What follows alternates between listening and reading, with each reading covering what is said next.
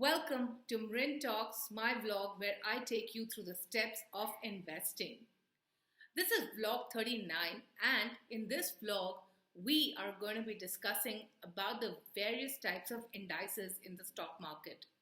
Why do we need these indices? Well, when you invest in any mutual fund, you need to be able to benchmark your performance against one of the indices to see if the mutual fund is actually giving you a better return or not. So what are the various stock market indices? I'm sure that you would have heard about Sensex, Nifty. There are many more indices, and there are different ways in which the index is calculated.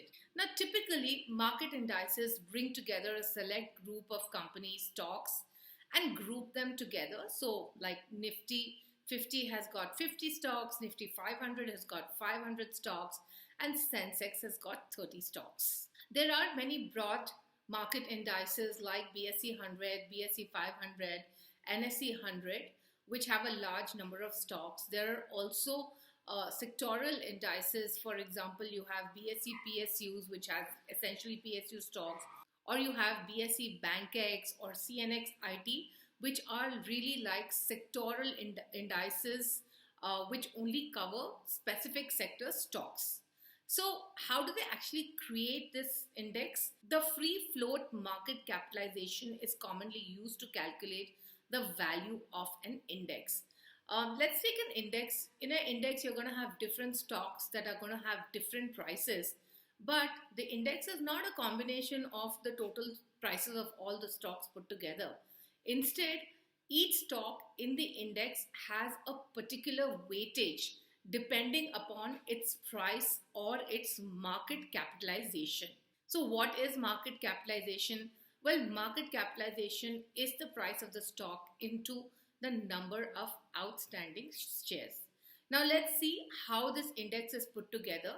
So companies with the largest market cap are picked up and grouped together in the index when the market cap is the premise of the stock selection strategy.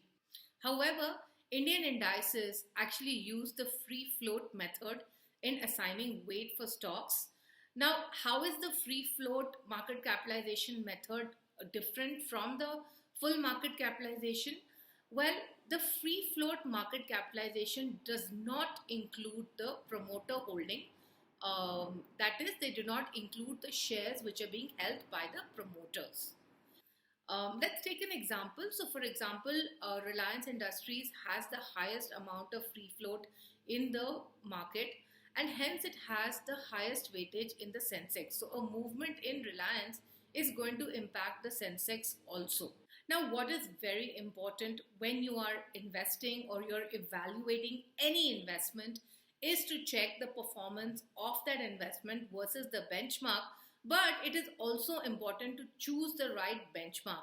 Many times I have found people having blended portfolios which could have large cap, mid caps and small caps, and they tend to benchmark it only against, let's say, a Nifty 50, which is a large cap benchmark, right? So the benchmark is useful in two ways, that it really helps you to evaluate the performance of your investment.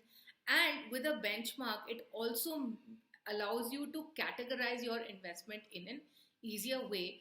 But it is important to choose the right benchmark as well. Make sure you click on the bell icon to subscribe. Till then, cheers.